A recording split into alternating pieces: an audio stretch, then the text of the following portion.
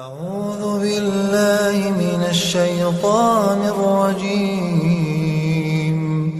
بسم الله الرحمن الرحيم. الحمد للہ وکفا والسلام علی عبادہ الذین اصطفیٰ۔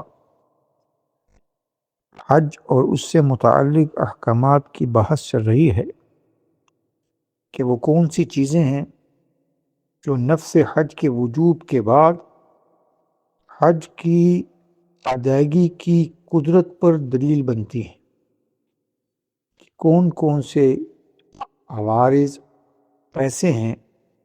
جن کی بنیاد پر بسا اوقات حج تو فرض ہو چکا ہوتا ہے، نفس وجوب حج وہ مال کی وجہ سے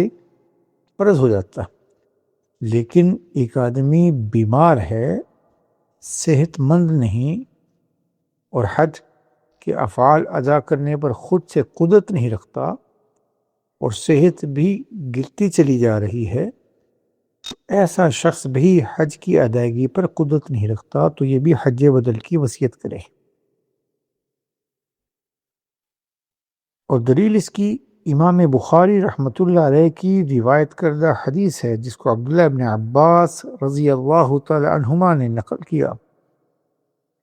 کہ جاءت امرأۃ من خثعم عام حجۃ الوداع، کہ حج وداع کے موقع پر قبیلہ خثعم کی ایک عورت نبی علیہ السلام کی خدمت میں حاضر ہوئی، فقالت یا رسول اللہ ان فریضۃ اللہ علی عبادہ فی الحج، کہ اے اللہ کے رسول، حج کے بارے میں اللہ تعالیٰ کا جو فرض اس کے بندوں کے ذمہ ہے،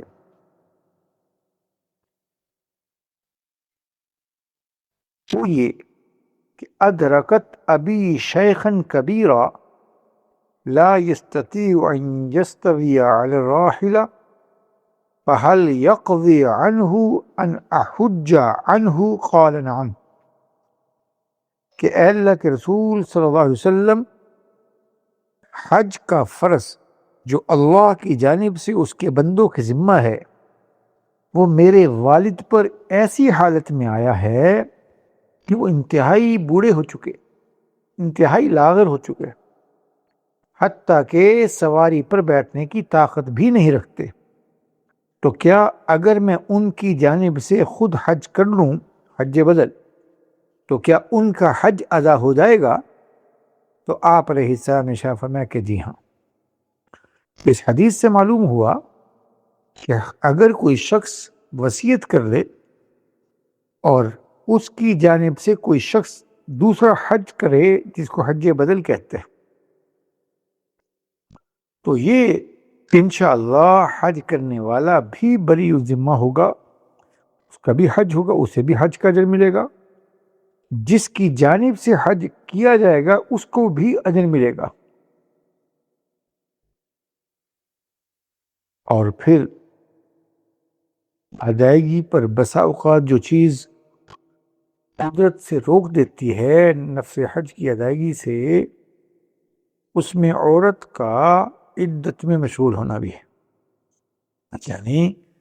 کوئی عورت حج پر جا رہی ہے لیکن اللہ کی شان درخواست ہو چکی، نام آ گیا قرآن میں، اور ادھر عدت آ گئی، چاہے وہ عدت خامند کے انتقال کی عدت ہو یا طلاق کی عدت ہو، تو عدت کے دوران عورت حج جیسی فرض سے بھی اس کی ادائیگی پر قادر نہیں ہے شرعاً، کیونکہ عدت کے دنوں میں اور عدت کے دوران شریعت نے گھر سے نکلنے کو جائز قرار نہیں دیا، چنانچہ سورۃ طلاق میں اللہ کا یہ حکم ہے لا تخرجوہن من بیوتہن ولا یخرجن، کہ تم ان عورتوں کو جنہیں طلاق دی جا چکی ہو،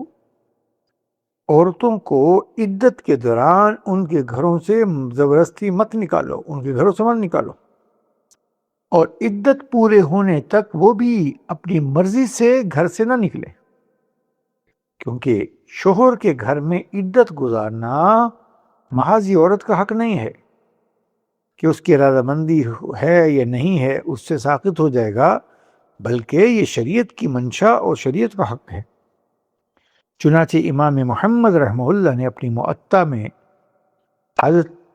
عبداللہ بن عمر رضی اللہ تعالی عنہما سے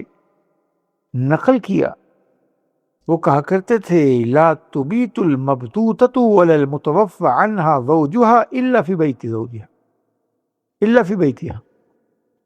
کہ جس عورت کو طلاق دی جا چکی ہو یا اس کے خاوند کا انتقال ہو گیا ہو، وہ عدت کے دنوں میں،